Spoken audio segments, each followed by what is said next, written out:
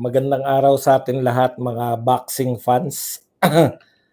Matagal po tayong hindi po nagtalakay ng sports, no? Dito na naman tayo dahil nagbabalik na po si Pacman, si Emmanuel Pacman Pacquiao. Nagbabalik na po sa ring, balik na rin po tayo. Balik sports na rin po. Ito ba tama ba? Tama ba tong channel natin? No? Balik sports na rin po tayo.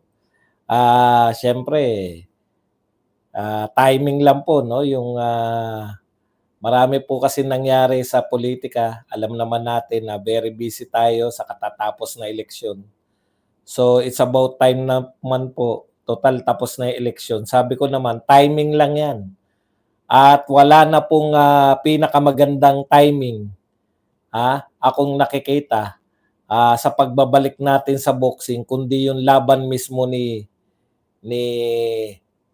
Manny Pacquiao, no? Okay. So, natutuwa po tayo na meron pa rin po nanonood na 25 katao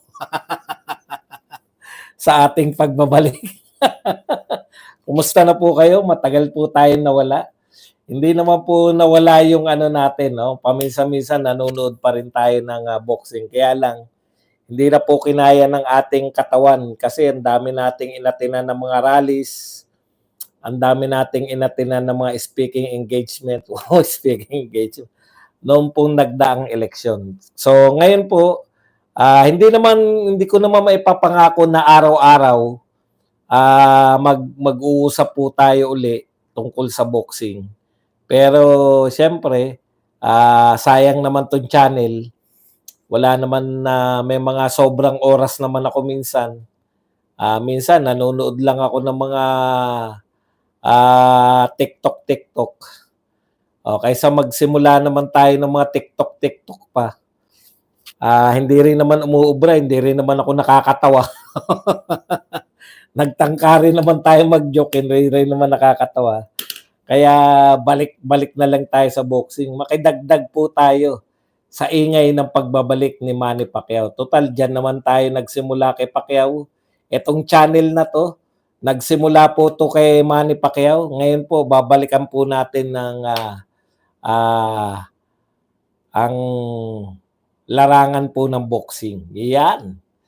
So, ngayon po, naharap po si Manny Pacquiao. Ang dami pong ang dami pong usapin.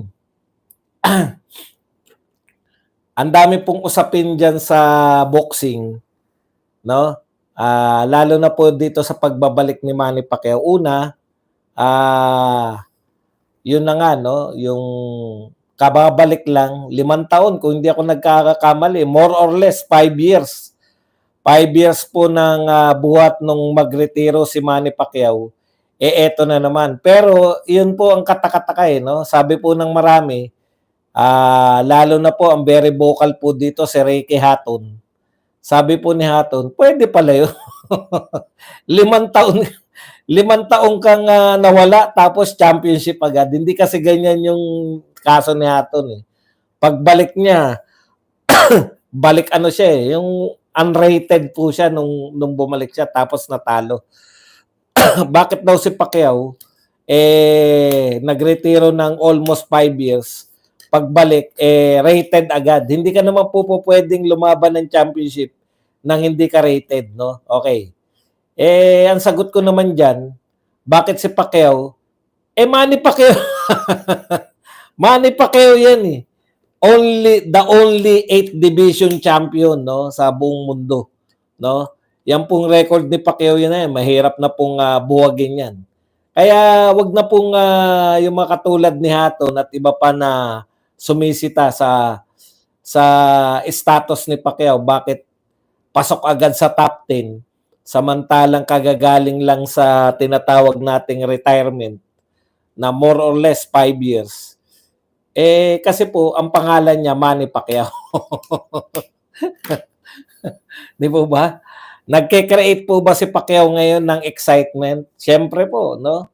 Nagke-create po ng excitement sa boxing muli. Alam niyo naman, mahilig po yung mga tao sa ganyan yung superstar muli magbabalik. Talagang pelikulang-pelikula ang dating ni Manny Pacquiao. Alam niyo naman sa politika hindi po natin idol 'yan si Pacquiao, pero pagdating po sa boxing ibang usapan po 'yun, no? Talagang one of the greatest boxers. Nagkataon lang, no? Siyempre very biased po yung mga greatest of all time sa mga Amerikano dahil mga American sports writers yung nagsusulat tungkol sa mga greatest na yan. Pero ito lang po yung masasabi natin diyan. Talagang nagke-create po ngayon, no? Nagke-create po ngayon. Maraming manunood. Hindi po lang dahil naniniwala sila na mananalo si Pacquiao, yung bang curiosity na ano pa ang makikita natin kay Pacquiao sa edad na 46 anyos, no? Tapos yung iba pinalulutang pa nila na yung kay Teddy Atlas ko naman nabasa to na ang sinasabi ay narinig na sinasabi ni Teddy Atlas, sana yung pagbabalik niya out of love of the sports, no? Hindi yung dahil sa monetary. Tayo naman, hindi naman tayo naniniwala, taliwas sa mga kaalaman. Bilyonaryo po si Manny Pacquiao, no? Nananatili po siyang bilyonaryo. Kaya wag po kayong mag-alala, hindi po economic reason lang, no? Siyempre, malaki po kikitain niya. Hindi pa po ako ganong nagre-research sa kikitain ni Manny Pacquiao, pero tinitiyak ko hindi naman babalik yan kasi ang laki ng kinikita niya sa sa mga exhibition. Di lalo na to, championship, professional. Yung curiosity po ng mga taga Las Vegas, yan po, no, yung matagal na pong walang mga malalaking laban din, no, na napapanood tayo kasi unti-unti nakukuha na ni Torque Alexi, no, papunta ng iba't ibang lugar. Yung dati ang malalaking laban nasa Las Vegas, ngayon mukhang may kasosyo na sila kung saan man dinadala ng bagong money man ng boxing, si Torque Alexi, kung saan man yan dalhin yung promotion niya na Riyadh. Ano na nga yun? Riyadh, basta. Alam niyo yan kung anong promotion. Okay. Ito po, maliban po dun, ano tayo, no? Ngayon po, marami po nangangamba talaga sa kalusugan ni Manny Pacquiao. Kasi napanood nyo, sino ba yung huli na napanood na medyo delikado pa yung lagay ni Manny Pacquiao, no? Samantalang yun po ay exhibition lang. Alam po ninyo, iba po, pati po yung paghanda ni Pacquiao, iba po noon eh. Hindi po natin nakita si Pacquiao na naghanda katulad ngayon, no? Iba po yung professional fight. Hindi ko po kayo binibigyan ng yung pag-asa, no, hindi ko po masasabi, no, tahasan na kayang-kaya pang manalo ni Pacquiao sa edad niya, no. Hindi po 'yun, eh. Hindi po 'yun yung usapin, no. Hindi ko rin po masasabi, hindi naman ako doktor, hindi ko po masasabi na si Manny Pacquiao po ay hindi delikado ang ginagawa niya ngayon na lalabanan isang batang-batang kampiyon. Batang-bata kumpara sa kanya. Hindi. Ilang taon na ba yan si Barrios? Okay. In general muna tayo, no? Wag muna tayo magano sa mga specific ng labanan na to. ang tingin ko po kasi yung takot yung takot tayo, bakit kinakailangan niya pa? Baka ba matulad siya kay Ali, 'di ba? Imbis na maganda yung pagre-retiro niya, maganda yung kalusugan niya, enjoy niya yung kayamanan niya. Pero naisip ko rin yung po bang nagretiro ng maganda pa yung kalusugan sa boxing at saka yung nagretiro ng katulad ni Muhammad Ali. Ano po ba yung mas maganda? No? Kasi lagi tayo natatakot eh. Minsan kasi nag-iisip tayo na yung parang hindi natin iniisip na lahat tayo papunta ron eh, 'di ba? Oh, si Manny Pacquiao kasi, ang nakikita ko kay Manny Pacquiao, parang naghahabol pa siya ng totoo mahirap na po yung record ni Manny Pacquiao, mahirap na pong ano 'yan, mahirap na pong ma-break 'yan, yung 8th Division World Champion. Mahirapan na po kahit sino diyan. Pero sa tingin ko beyond eh.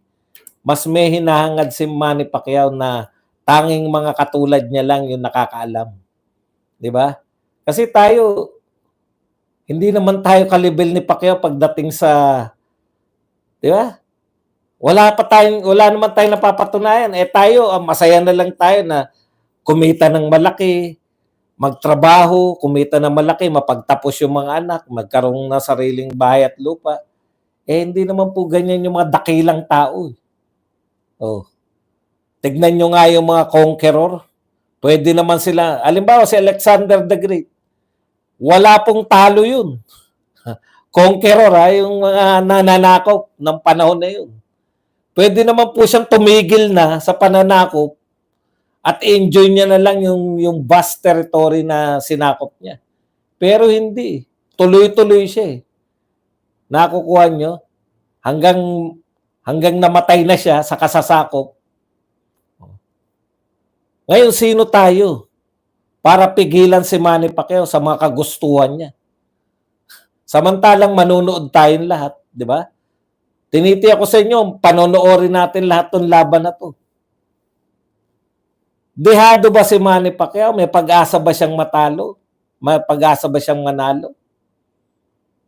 Dehadong-dehado talaga si Manny Pacquiao sa edad, ring rust, lahat po. Lahat po advantage, tangkad. Lahat talaga. Advantage talaga si Manny Pacquiao disadvantage talaga si Manny Pacquiao sa lahat ng kung anumang anggulo.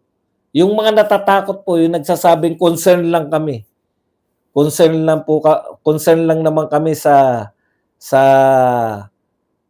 kalusugan ni Manny Pacquiao. Bibigyan ko po kayo ng halimbawa.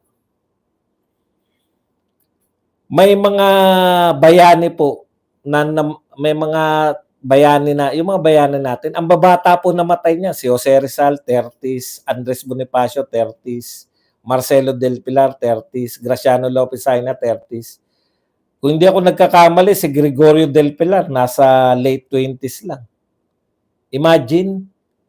Tapos meron po tayong general na namatay sa katandaan, si General Emilio Aguinaldo, naging presidente pa ng Pilipinas. Ang tagal ng buhay niyan. Dumating Kastila nilabanan, ha? Tapos nilabanan pa po ni Emilio Aguinaldo yung mga Amerikano.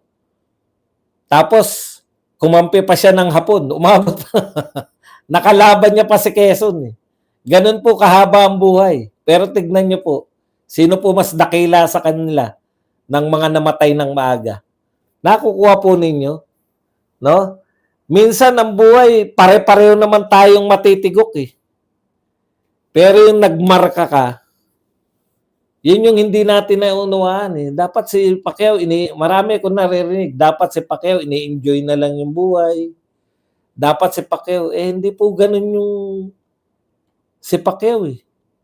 Always, naghanap siya ng challenge. Di ba? Hindi siya mapakali.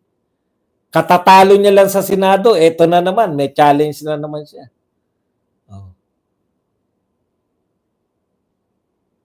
Naiisip mo ba, Badong, na pwedeng mangyari kay Pacquiao yung nangyari kay Muhammad Ali? Naiisip ko. No? Nung una, awang-awa ako kay Muhammad Ali.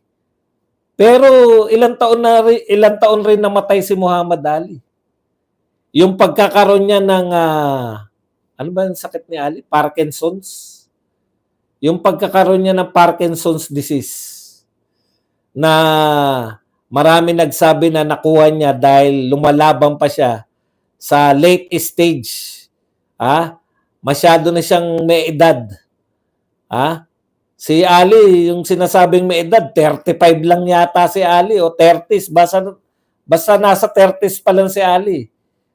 Tinatawag ng matanda noong araw kasi ang titindi na nakalaban ni Ali.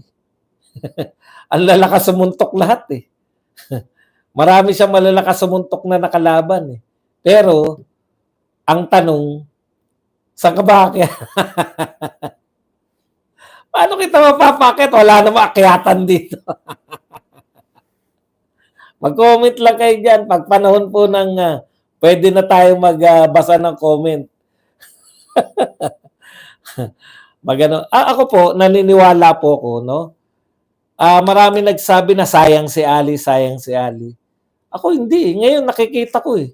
Nung finally, rest in peace na po si Ali. Ang tinitignan ko ngayon yung pagkakaroon niya nga ng sakit. Yun pa mismo yung kaya hindi na nawala sa kanya yung the greatest of all time. Di ba? Kasi yun yung nagpakulay ng buhay niya eh. After retirement, after niya magboxing, makulay pa rin yung buhay ni Ali. Hindi siya yung one-dimensional na napakagaling na boksingero. Pagkatapos magboxing, tapos. Tapos ang karir, wala na nakakaalala. Hindi. Hanggang sa kamatayan ni Ali, talagang alalang-alala siya. Kasi nga, dahil sa sakit niya. O hindi ba mas kumulay ang buhay ni Ali? Dahil dun?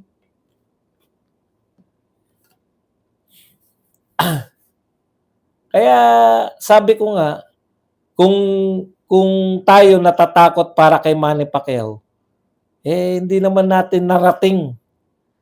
Hindi naman natin narating yung status ng buhay ni Pacquiao para manghina. Kasi tayo, sanay na tayo, di ba? Tayong yung mga manginginom, putya, may pang-inom lang, okay na eh. Kumita lang ng pang-inom, mag-iinuman na magdamag eh. Ganun lang ang buhay natin. Masaya na tayo. Masaya na tayo sa pagiging simple. Hindi naman simple Hindi naman simple si Manny Pacquiao. Si Manny Pacquiao po ay 8th Division World Champion. Si Manny Pacquiao po ay kinikilala. Baka naman tayo.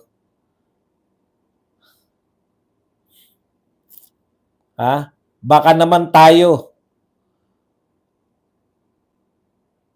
Hindi naman natin kumbaga, never nating maiisip yun. So ako, okay lang yan, di ba? Another challenge. Kina-challenge niya eh. Parang yung mga yan eh. Ako tingin ko kay Pacquiao, parang yung may kababayan tayo na namatay sa pag-akyat sa nabalitaan nyo ba yon? Eto lang, kailan lang? Wala pa 2 linggo. Wala pa 1 linggo yata. Okay.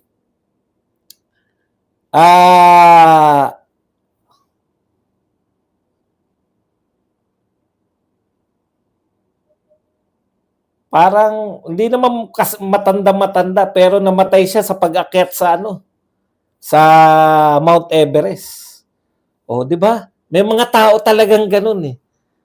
Tayo kung titignan natin, puta bit ka aakyat diyan para magpakamatay. Pahirapan mo sarili mo. May mga tao po na challenge po yung habol sa buhay. At sa kanilang challenge, kina-challenge nila yung sarili nila, ikinasisikat nila yung challenge na yun. At nagiging immortal sila. Di ba? Nagiging immortal sila baka yun yung habol ni Manny Pacquiao. Yung forever, yung immortality niya. Kasi si Muhammad Ali, dahil sa tinamo niyang Parkinson's disease, talagang immortal na siya sa mundo ng boxing. Hindi na po siya makakalimutan. Yun eh. Ako, tingin ko ganun. Nakita niyo naman. Ang maganda kay Pacquiao, yung challenge niya, hindi lang salita at hindi lang picture-picture, hindi lang angas-angas. Nakikita niyo naman po kung paano mag-training si Pacquiao. So, bigyan po natin, di ba? Bigyan, 47 years old lang. Tayo, kung iisipin mo, engineer, 47 years old, anong ginagawa mo sa Mount Everest? Ganun talaga eh. Alam nyo, 100 years 50 years, 24 years. Imagine niyo po to 100 years from now, wala na tayo lahat ng mga buhay ngayon. Oh. Ang gusto niyo ba yung mawala ka lang? Baka yun yung gusto ni Manny Pacquiao, yung forever. Ma-immortalize na siya. Pero yun yung kung matsambahan niya yan. Oh, siya na isa sa pinakamatandang nag-champion. Oh, hindi lang yun. Yung record niya na kasi merong matandang nag-champion pero tuloy-tuloy. Hindi nagre-retiro eh. Minsan hindi naman yung paghangad ng ano lang, 'di ba? Ng paghangad lang ng tumagal ka sa mundo. Minsan yung impact mo rin eh.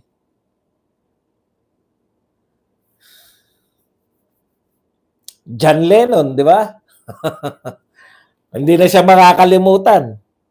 Kasi namatay siya ng may panghinayang tayo eh. O, pero si Paul McCartney, balang araw makakalimutan yan. Tumanda na sa katandaan. Hindi, matanda na talaga to si Pacquiao. Tsaka yung status niya ng pagtanda, superstar.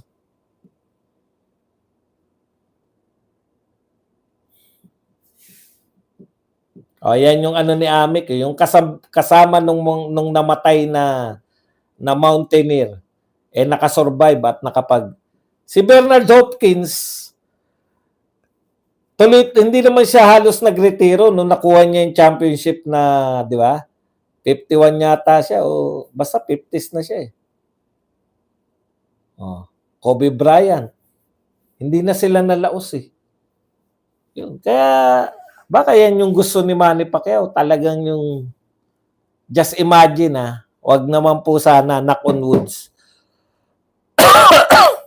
Imaginein po ninyo kung ito na pala yung huling laban ni Pacquiao at nagbigay siya ng magandang laban. Imagine niyo kung gaano po yun. Yun po yung hindi kayang tawaran eh. Kasi sa atin, immediate mailigtas.